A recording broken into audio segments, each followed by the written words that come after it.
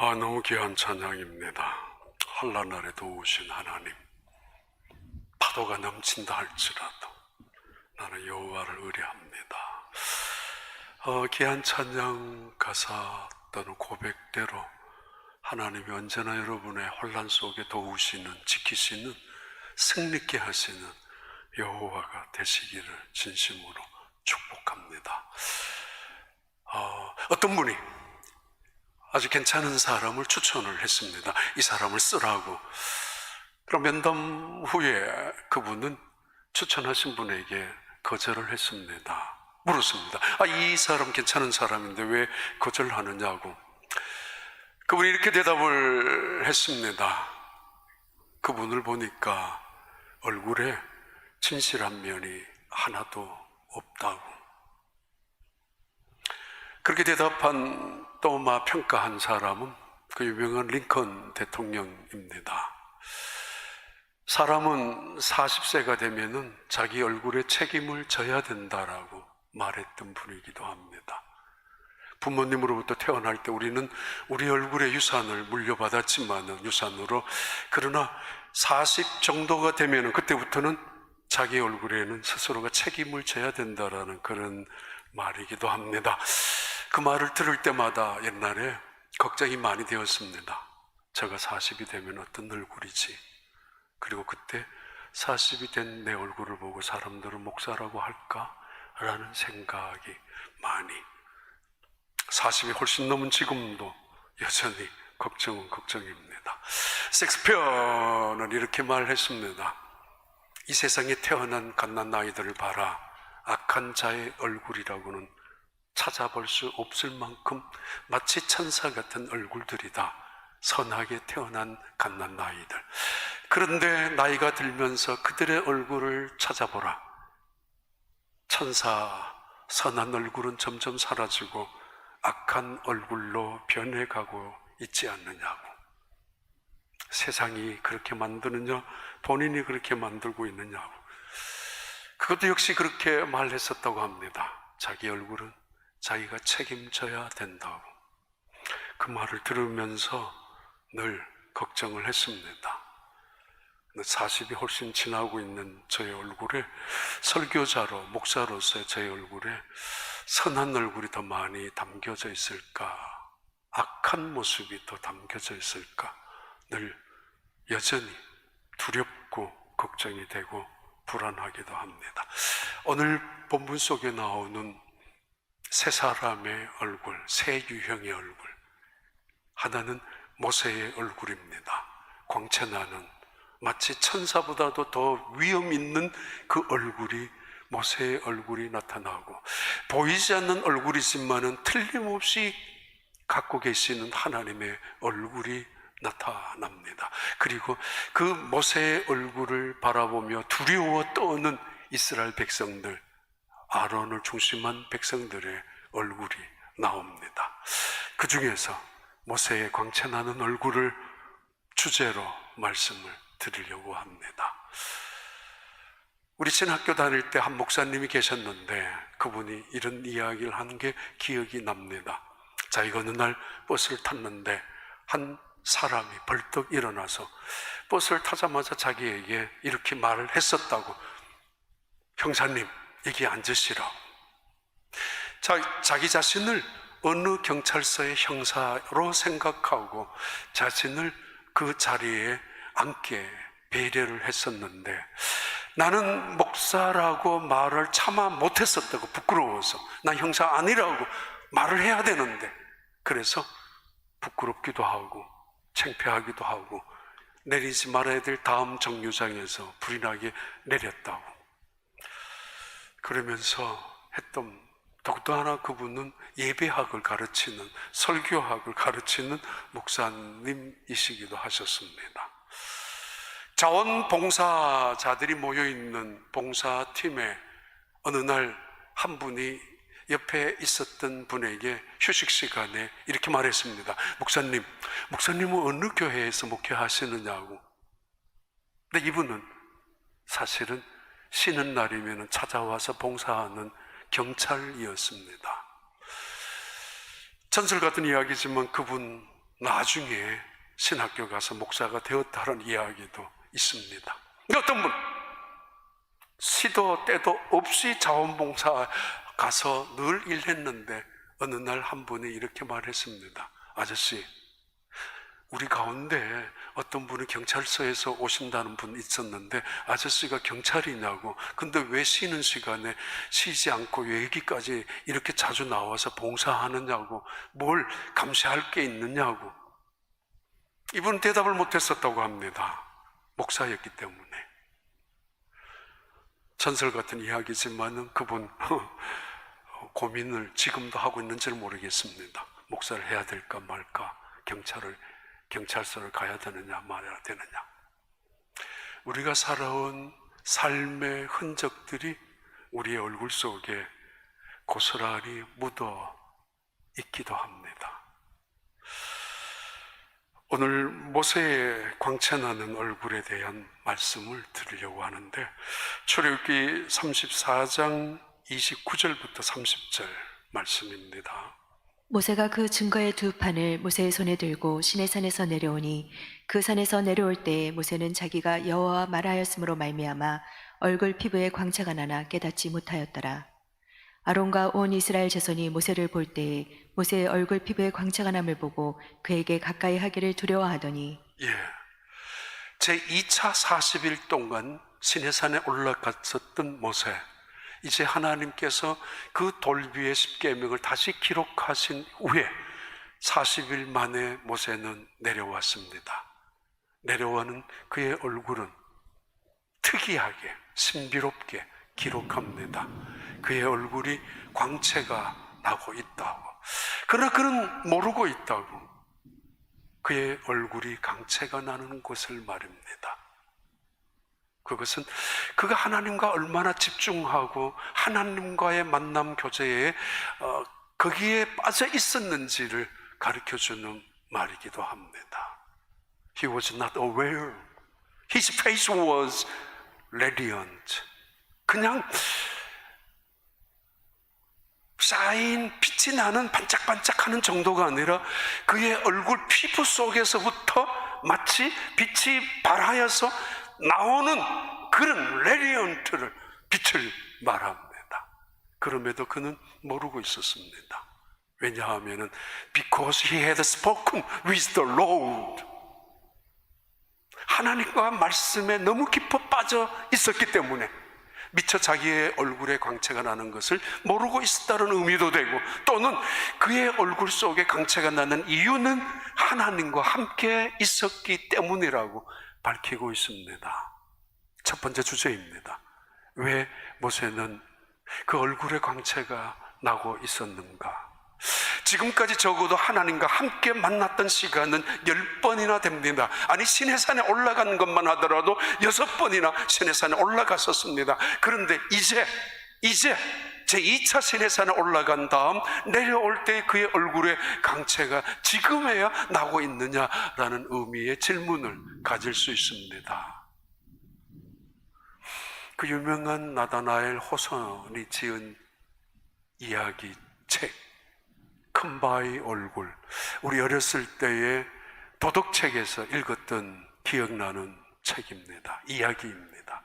한 동네에 큰 바위에 얼굴이 그려져 새겨져 있었는데, 그 동네에서 자라나는 많은 아이들, 그리고 그 동네에 있는 많은 사람들은 그 큰 바위의 얼굴을 바라보면서 늘 큰 바위의 얼굴이 그 동네에 언젠가는 나타날 것을 기대하며 기다리고 있었습니다. 그 중에 어린 소년, 어네스트란 소년도 있었습니다.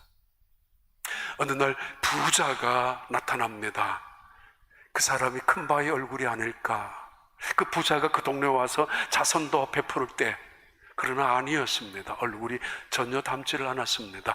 어느 날 유명한 정치가가 등장합니다. 그 동네를 새롭게 바꿀 만한 아주 개혁가 같은 그런 정치가가 올 때에도 어네스트는 유심히 바라봅니다마는 큰 바위 얼굴과는 이미지도 모양도 달랐습니다. 오랜 시간이 지나고 난 다음 석양의 어느 날 온 동네 사람들이 깜짝 놀랐습니다. 어네스트의 모습이 큰 바위 얼굴과 너무도 닮아 있었기 때문에.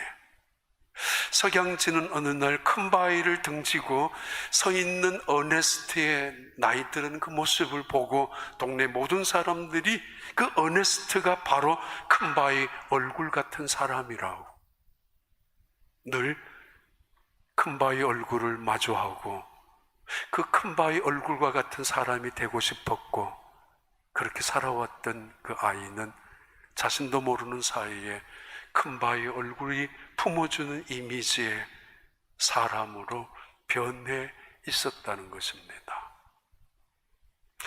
하나님과 오랫동안 이야기하면서 하나님과 만나고 있었던 모세, 그전에도 마찬가지지만은, 그런데 이번에는 40일 만에 얼굴에 광채가 날 수밖에 없었던 이유가, 또 다른 이유가 있었는데 34장 1절부터 4절의 말씀입니다. 여호와께서 모세에게 이르시되 너는 돌판 둘을 처음 것과 같이 다듬어 만들라. 내가 깨뜨린 처음 판에 있던 말을 내가 그 판에 쓰리니 아침까지 준비하고 아침에 시내산에 올라와 산 꼭대기에서 내게 보이되 아무도 너와 함께 오르지 말며 온 산에 아무도 나타나지 못하게 하고 양과 소도 산 앞에서 먹지 못하게 하라. 모세가 돌판 둘을 처음 것과 같이 깎아 만들고 아침에 일찍 일어나 그 두 돌판을 손에 들고 여호와의 명령대로 시내산에 올라가니, 하나님께서 이런 명령을 하셨습니다. 모세야, 너가 깨트린 돌판이 있지, 사실은 그건 깨트리면 안 되는 거였어. 하나님이 만들어서 주신 십계명 아닙니까? 아무리 화가 나고 아무리 진노했다 할지라도, 설마 명분마저 있다 할지라도 그 돌판은 던져서는 안 되는 돌판이었습니다. 쓰레기통 던지다가, 어느 날 그릇 던지다가, 어느 날 TV 던지다가, 어느 날 스마트폰 던지다가, 어느 날 갓난아이 아파트 밖으로 던질 때도 있습니다. 그 인간의 위험성, 인간의 그 악함을 하나님은 지나가는 말처럼 말씀을 지적합니다.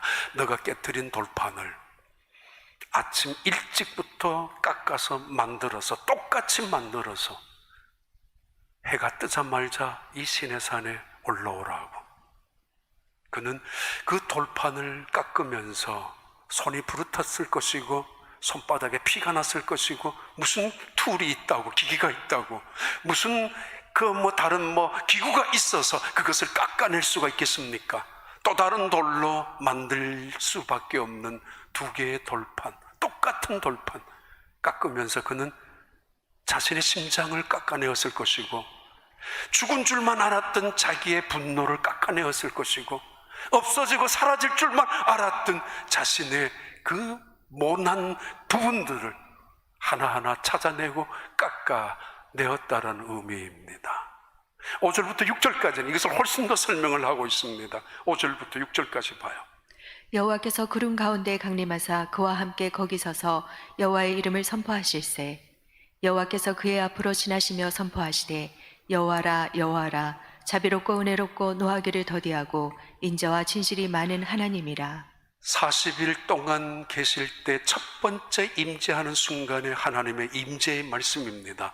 나는 여호와라 여호와라. 대단히 의미 있는 반복적인 말씀입니다. 그리고 나는 자비롭고 은혜로운 여호와라고, 노하기를 더디하는 여호와라고. 너가 나와 만난 지가 지금 40년이 되어 가는데 너가 그 돌판을 어떻게 깨뜨릴 수 있느냐고. 노하는 것은 나고 내가 진노하는 것은 내인데 너가 어떻게 그 돌판을 깨뜨릴 수 있느냐라는 그 하나님의 임재의 시작이 40일의 시작부터 일어난 하나님의 자기 정체, 하나님의 얼굴의 증명입니다. 나는 여호와야 여호와야, 자비롭고 은혜롭고 인자와 진리가 크며 그리고 노하기를 더디하는 나 여호와야. 그 하나님 앞에서 깊이 깨닫고 있는 모세, 돌판을 자기의 손으로 깎아 만들며 피투성이가 된 그 돌 조각들이 얼굴에 박혔을 것이고 눈에 들어갔을 것이고, 그러면서도 아침 일찍이 해가 뜨기 전에 만들고야 그 만드는 것을 가지고 올라갔었던 이 모세, 그 앞에 나타난 하나님의 말씀입니다. 여호와야, 나는 여호와라고, 노하기를 더디하는 여호와라고. 그 하나님과 40일 동안 이야기하고 계셨던 모세, 그가 내려올 때에 그 얼굴에 광채가 났었다라는 의미입니다. 근주자적, 빨간색을, 주황색을 가까이 하면은 근주, 그러면은 이 사람이 붉어진다고, 자적, 근주자적이라고. 또는 근묵자흑이라고 합니다. 묵을 가까이 하면은, 검은 것을 가까이 하면은 그 사람 검어진다고. 탄광촌에 오래 살면은 검어질 수밖에 없을 것이고, 농촌에서 살면은 손이나 얼굴이 투박해질 수밖에 없을 것입니다. 악한 자와 함께 오랫동안 마주하고 있다면은 악한 얼굴이 되어갈 수도 있습니다.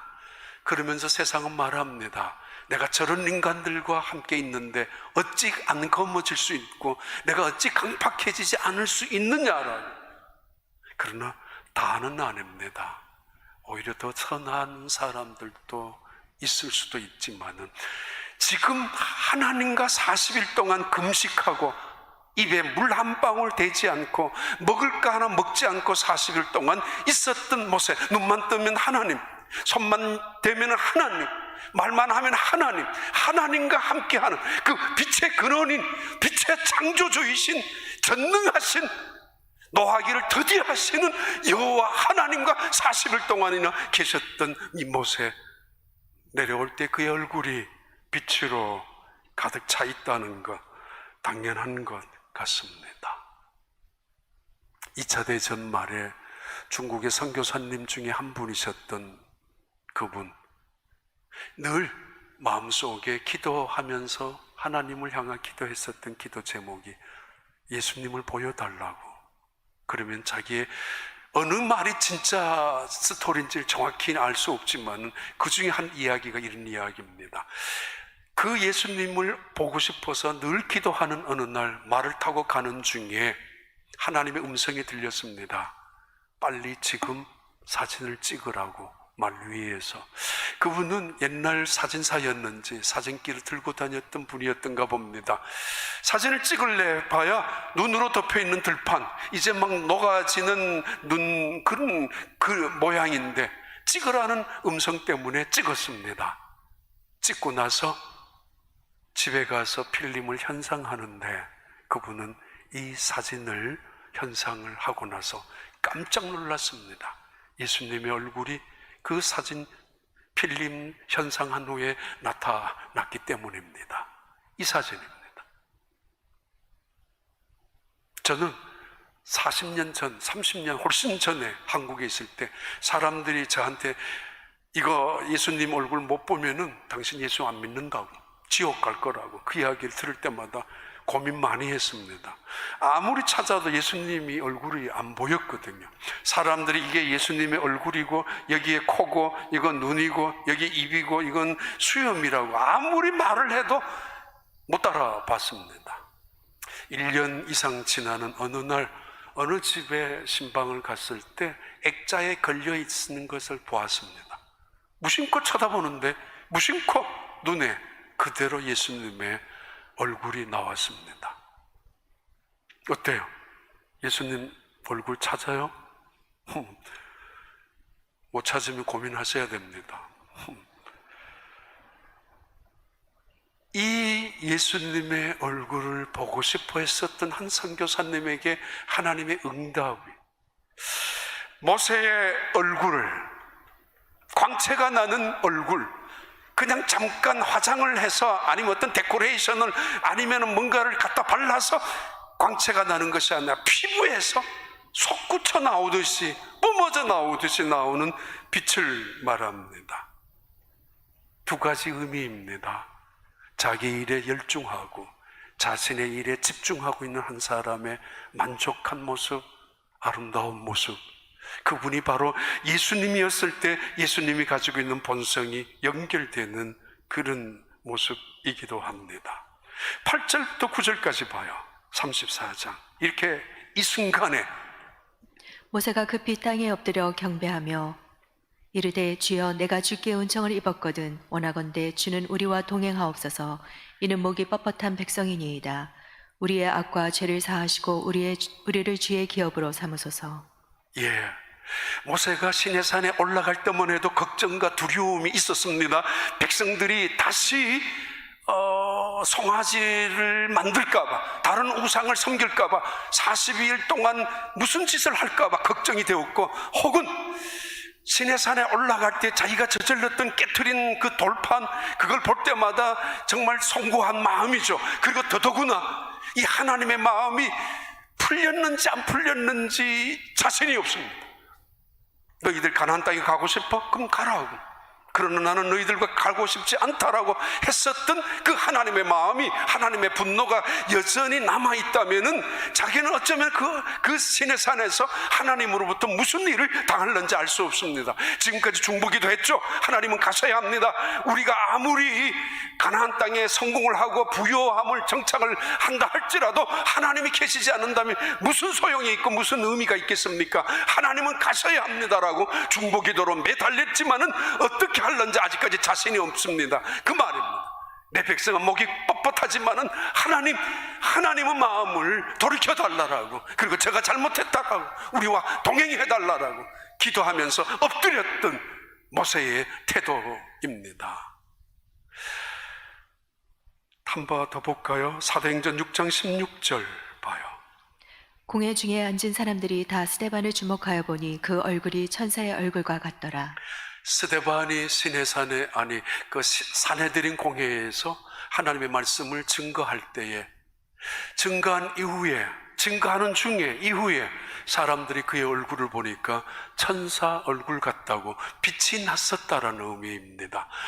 환한 빛으로 그 스데반의 모양이 드러났다는 것을 의미하고, 동시에 다른 사람들은 천사의 얼굴이 아니라 반대의 이 얼굴을 마귀의 얼굴이었다라고 차마 기록은 못하고 우리에게 그렇게 증명을 간접적인 시사를 하고 있습니다. 누구와 함께 있었느냐 대단히 중요합니다. 어떤 사람과 함께 있었느냐 매우 중요합니다. 아니, 그 사람과 무슨 말을 하고 있었느냐는 훨씬 더 중요합니다. 하나님과 40일 동안 하나님의 말씀과 더불어서 머물렀던 이 모세, 두 돌판을 깨트리면서 느꼈던 그 느낌과 다시 그 돌판을 다시 새겨가지고 하나님 앞에, 그 하나님의 임재 앞에 엎드리면서 깨달았던 그 모세, 40일 이후에 자신도 모르는 사이에 자신의 몸은 자신의 광채로, 얼굴로 가득 찼었다라는 의미입니다. 왜 모세는 그 광채나는 얼굴을 수건으로 가려야만 했습니까? 두 번째 질문이죠. 출애굽기 34장 30절에 모세가 그들에게 말하기를 마치고 수건으로 자기 얼굴을 가렸더라. 왜 그랬습니까? 적어도 이 얼굴에 광채가 난다면은 어떤 사람들은 없는 얼굴의 광채를 만들어서라도 만들 것이고, 조작을 하기라도 하고 자신을 대단한 이상한 신적인 존재로 만들기 위해서, 이단 교주들이나 신비하게 만들기 위해서는 사기를 쳐서라도 자신의 광채 나는 것을 더 자랑을 할 텐데, 모세는 가렸습니다. 자신의 얼굴에 베일을, 마스크를, 수건을, 3500년 전 최초로 수건을 썼습니다. 마스크를. He put the veil over his face. 모두 얼굴 전체를 덮는 베일로 가렸습니다. 왜 그래야 했습니까? 다시 말합니다. 누구나 광채가 난다면 자랑이라도 할 것이고, 없는 것 만들어서라도 광채라고 말할 것이고, 이것이 하나님의 능력이라고 말하면서 병자를 고치는데 이용할 것이고, 사람들을 현혹시키는데 사용할 수도 있을 툴일 텐데, 모세는 얼굴을, 광채를 막았습니다. 그 이유가 35절에 또 한번 봐요. 35절. 예. 이스라엘 자손이 모세의 얼굴에 광채를 보므로 모세가 여호와께 말하러 들어가기까지 다시 수건으로 자기 얼굴을 가렸더라. 또 한 번 자신의 얼굴을 가리고 있죠. 왜요? 자신의 얼굴의 광채를 보고 그 이스라엘 백성들이 두려워서 죽을까봐 먼저 그것을 생각했다는 것입니다. 아론이 말을 하죠. 그리고 가까이 오기를 두려워했었죠. 모세는 몰랐지만은. 그러면서 아론이 말합니다. 당신의 얼굴에 광채가 난다고. 그래서 가까이 갈 수가 없다고 두려워서 이스라엘 백성들은 감히 모세 가까이 갈 수가 없습니다. 이거 바로 40일 전에 일어난 사건도 기억하기 때문에. 그래서 그들은 주저하고 망설일 때에 그들을 가까이 오게 하기 위하여 모세는 자신의 얼굴에 베일을 치고 말았습니다. 그들이 죽을까 봐 말입니다. 그러나 더 중요한 것은 혹시라도 이 이스라엘 백성들이 착각할까 봐입니다.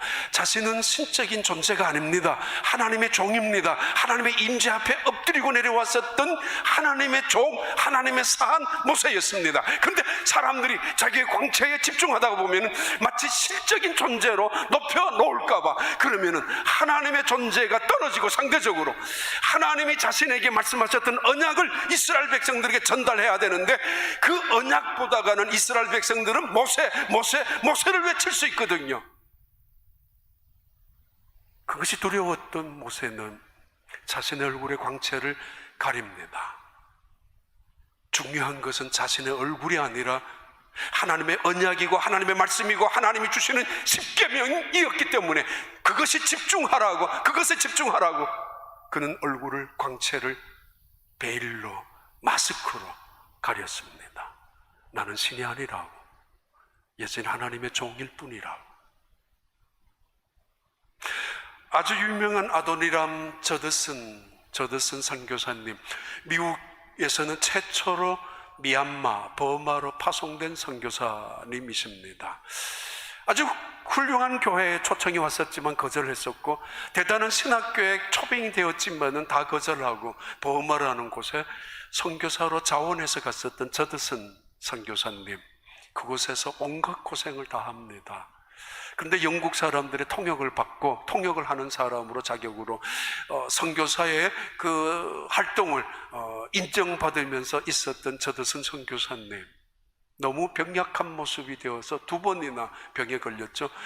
마지막 병에 걸려서 돌아오는 중에는 바다에 그냥 던지고 말았습니다. 하여튼 병에 걸려서 미국으로 돌아올 때에 그분의 고향 뉴 잉글랜드로 가야 되는 고향에 가는 기차를 바꿔 타기 위해서 어디에서 내렸는가 하면은 스트니튼이라는 기차역에서 내렸습니다. 거기에서 뉴욕으로 또는 뉴 잉글랜드로 가는 기차를 갈아타야 하기 때문에 그 소식을 들었던 몇몇 교회 젊은 청년들이 그 저드슨 선교사님을 만나고 싶어서 그분의 헌신과 그분의 그 복음에 대한 열정을 존중해서 만나고 싶어서 몇몇 청년들이 모여 있었습니다.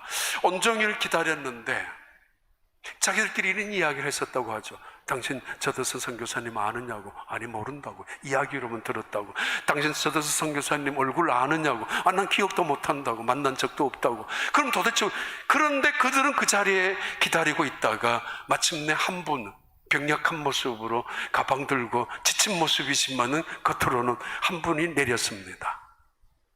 한 젊은 청년이 그분에게 다가가서 선교사님,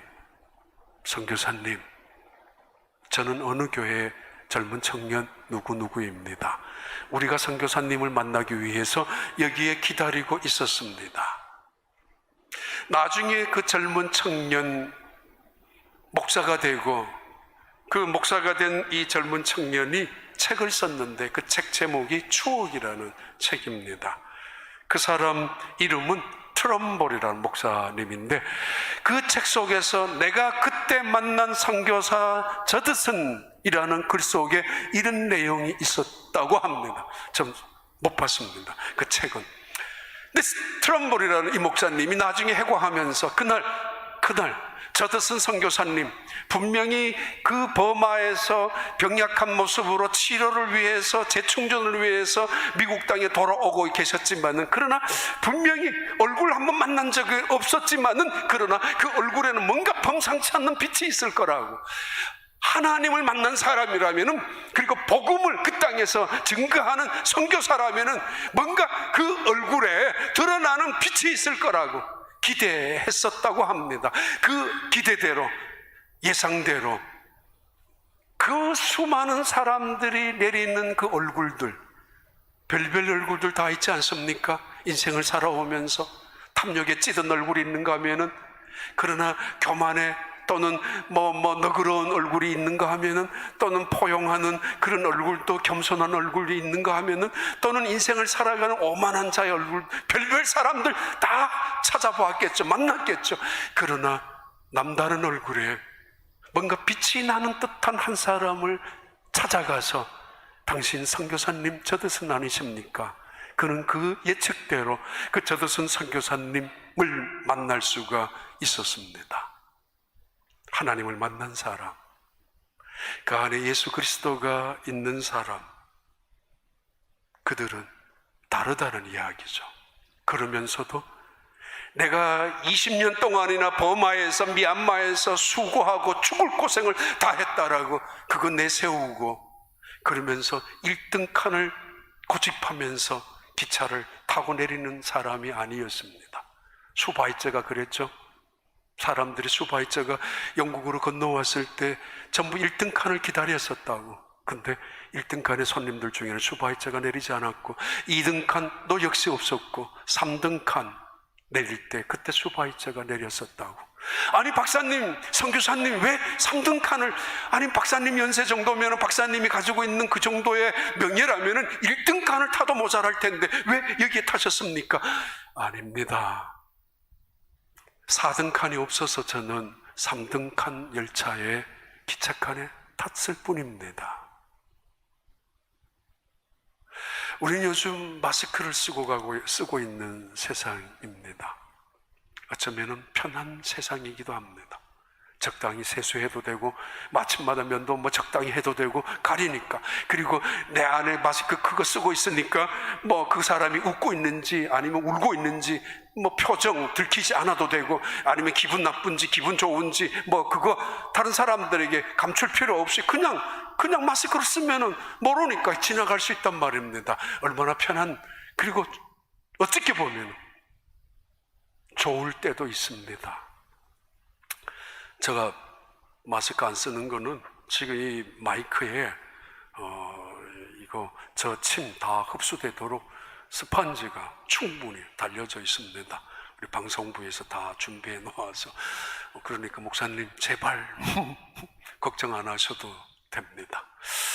봐요, 걱정 안 하셔도 된다는 말이 이것도 장담이고, 우리는 다 주의를 해야 합니다.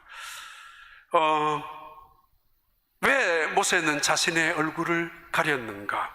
고린도 후서 3장 13절에 이렇게 말합니다. 우리는 모세가 이스라엘 자손들에게 장차 없어질 것에 결국을 주목하지 못하게 하려고 수건을 그 얼굴에 쓴 것 같이 아니하노라. 사도 바울은 모세가 얼굴에 수건을 쓴 이유를 이렇게 말합니다. 모세가 있었던 그 영광, 피부에서부터 뿜어나오는 그 빛도 사실은 일시적인 것이라고. 맞죠? 모세도 알았다고. 오래가면 일주일, 아니면은 하루 지나면 없어질 것이라고. 내가 갖고 있는, 인간이 가지고 있는 하나님이 내게 주셨고 하나님이 허락하셨던 영광이라 할지라도 이거는 떠나갈 것이고 사라질 것이라고. 영원한 것이 아니라고. 사도 바울은 그래서 이 영원한 것에 집중하지 못하도록, 아니 썩어질 것에, 없어질 것에 집중하지 못하도록 모세는 자기의 얼굴을 가렸다라고. 하나님의 영원한 얼굴에만, 하나님의 영원한 영광의 빛에만 관심을 가지라. 동시에 인간이 가지고 있는 온갖 별별 영광들, 자랑거리들 다 시간이 지나면 썩어질 것이고 없어질 것이고 사라질 것들, 그런 영광들 집착하지 말라라고.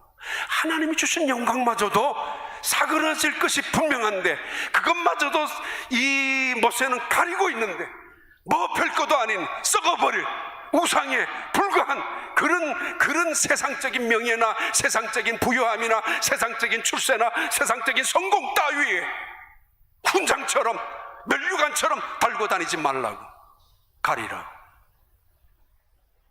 그 말씀입니다. 그리고 마지막 질문을 던집니다. 근데 모세는 그의 수건을, 마스크를 하나님 앞에 갈 때는 언제나 벗었습니다. 왜 그랬습니까? 우린 지금 이 순간에도 마스크를 쓰고 있는데 벗으란 말 아닙니다. Whenever he entered the Lord's presence, 주님의 임재 앞에서는 언제나 그 임재에 들어갈 때마다 그는 he removed the veil, 그의 그 마스크를 벗어 던졌습니다. 예수님과 하나님과 만나는, 예배하는, 엎드려 있는 그 자리에서는 그의 마스크를 벗었다는 것. 왜요? 하나님의 영광 앞에서 자신의 영광의 빛은 촛불에 불과합니다. 그냥 내떠도 됩니다. 아무 상관없습니다. 그거 자랑할 거 없습니다. 요한계시록에 보면은 수많은 왕들이 왕관을 쓰고 하나님 앞에 찾아갔다가 그 왕관이 부끄러워서 던져버리죠. 하나님의 그 왕관, 하나님의 그 거룩한 그 영광의 자리가 얼마나 빛이 나든지 얼마나 거룩하든지 인간이 갖고 있었던 모든 면류관을 던져버리죠. 부끄러워서, 창피해서, 하잘것없는 쓸데없는 것들이라서 하나님의 그 영광스러운 보좌 앞에서 인간이 가지고 있는 모든 모자를, 왕관을 벗어 던집니다. 그거와 마찬가지죠. 하나님 앞에 그는 면류관을, 그 마스크를 벗습니다. 그리고는 하나님과 대화합니다. 이걸 점핑하거나 이걸 해석을 이렇게 할 수 있습니다. 고린도후서 3장 15절부터 18절까지 봐요. 사도 바울이 이렇게 해석을 합니다. 오늘까지 모세의 글을 읽을 때에 수건이 그 마음을 덮었도다. 그러나 언제든지 주께로 돌아가면 그 수건이 벗겨지리라.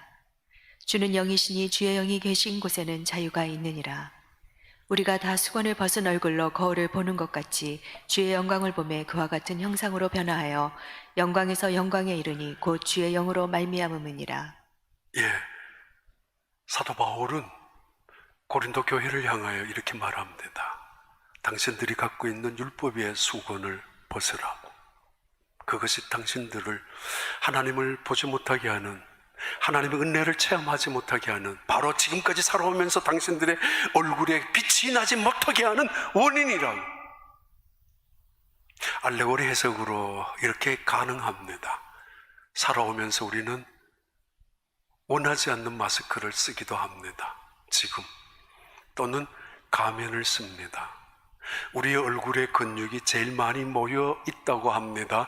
60개에서 70개 정도의 얼굴에 근육이 있는데 이 얼굴에 60개, 70개의 근육을 가지고 7,000개의 얼굴 표정을 만들어냅니다. 그러니까 7,000개의 그 영화 배우들, 그 가면을, 페르소나라고 하는 가면도 거기서 나왔습니다만은 그 배우들은 그 7,000개의 표정을 자유자재로, 어떤 경우는 눈으로, 어떤 경우는 귀로, 어떤 경우는 입으로, 얼굴 전체로, 하여튼 이 얼굴. 그런데 사도 바울은 우리에게 이렇게 말하고 있습니다.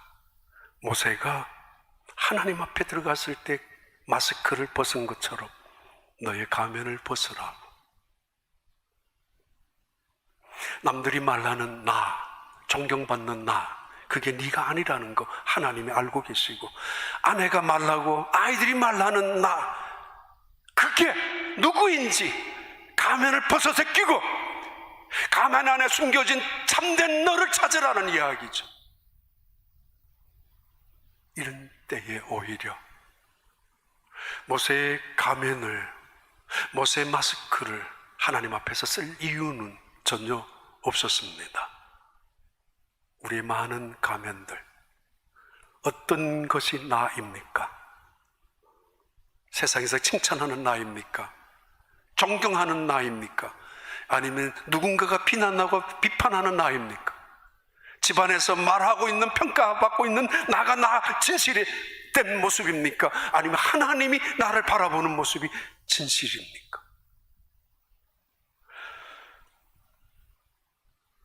몬타나 주의 베르크에 살고 있는 그때 당시에 오래전에 서부시대에 꽤 많은 동네 사람들이 20-30명이 금강을 찾기 위해서 출발했었다고 합니다. 오랜 시간 산을 넘고 계곡을 건너 다니면서 지쳐버리고 말았습니다.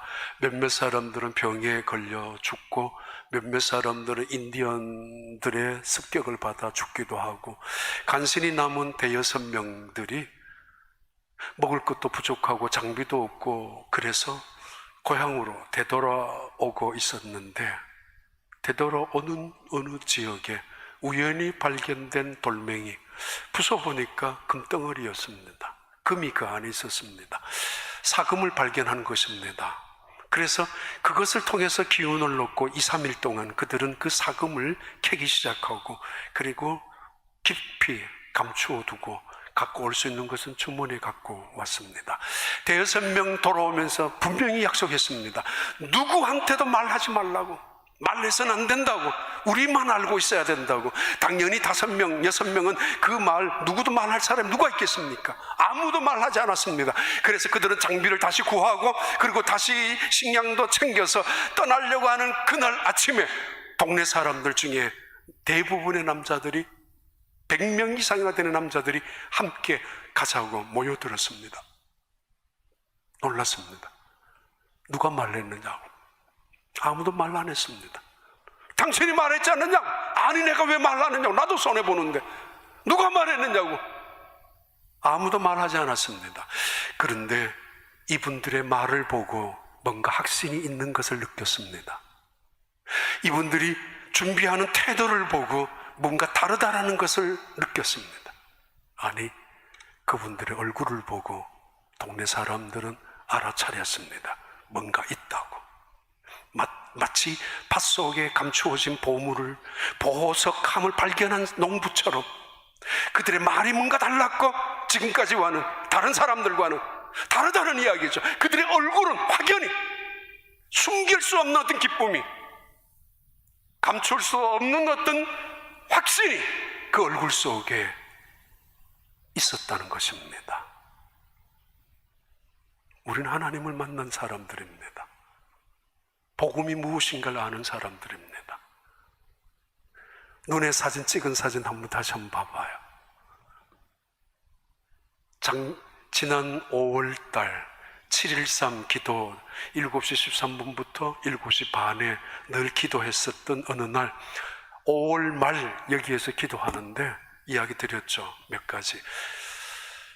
7시 반에 일어나서 뒤를 보고 있는 순간에 저기에 주목나무의 배너에 예수님 사진이 있었는데 그 사진은 이거와 다른데 이 사진이 앞으로 확실하게 환하게 다가왔습니다. 여기에서 빛이 오후 늦게는 들어오는 시간이 그 빛이 저쪽에 비추어졌고 이때 보이는 예수님의 얼굴이 이 사진의 얼굴이었습니다. 제가 말씀드리려고 하는 것은 30년도 전에 어느 날 어느 집에서 저거 예수님의 얼굴이구나. 누가 말 안 하더라도 이게 눈이고 입이고 코고 뭐 여기가 수염이라는 거 당장 알고 난 이후부터 지난 30년 동안 단 한 번도 예수님의 얼굴을 고민한 적이 없습니다. 이게 눈이야. 그때 이후로 이 간단한 이 쉬운 그림 왜 몰랐었지? 그러나 알고 난 다음 다시는 고민하거나 다시는 찾으려고 애를 써본 적이 없습니다. 당연히 예수님이셨습니다. 하나님을 믿고 나서 고민하시고 계십니까? 살아계시는지. 예수님을 만났다고 하면서 예수님은 정말 우리에게 희망이요 소망이라는 거 아직까지도 흔들리지 않고 계십니까?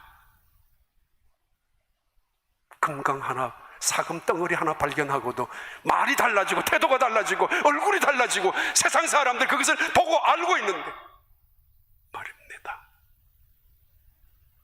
봐요. 다시 하나만 더 보고요. 모세상 얼굴, 미켈란젤로의 모세 그 조각상 모세, 미켈란젤로가 만들었던 조각상 모세, 머리에 뿔이 달려져 있습니다. 카란, 강체라는 말이 카랄이라는 뜻인데 뿔이 될 수도 있고 해석하기에 따라서 또는 광채가 될 수도 있습니다. 중세시대는 이것을 뿔로 해석을 해서 미켈란젤로는 모세의 그 얼굴 위에 그 엄청난 위엄이 들여져 있는 그 조각상을 하면서 뿔을 달아놓았습니다. 나중에 아니 뿔이 아니고 광채라고 말을 했지만은 중세시대 지금까지 그 뿔은 그대로 놔두고 있습니다. 어떤 사람의 얼굴은 뿔 달린 얼굴일 수도 있고 하나님 믿으면서도 어떤 사람의 얼굴은 광채가 날 수도 있습니다. 모세의 광채, 어떤 사람이 뿔 달린 것으로 구원의 뿔이요 능력의 뿔이요 또는 심판의 뿔로 그들에게 두려움을 줄 수도 있겠지만은 어떤 사람들에게는 모세의 얼굴의 광채는 수많은 사람들에게 하나님의 살아계심을 증거하는 영광스러운 빛으로 보여지기도 했을 것입니다.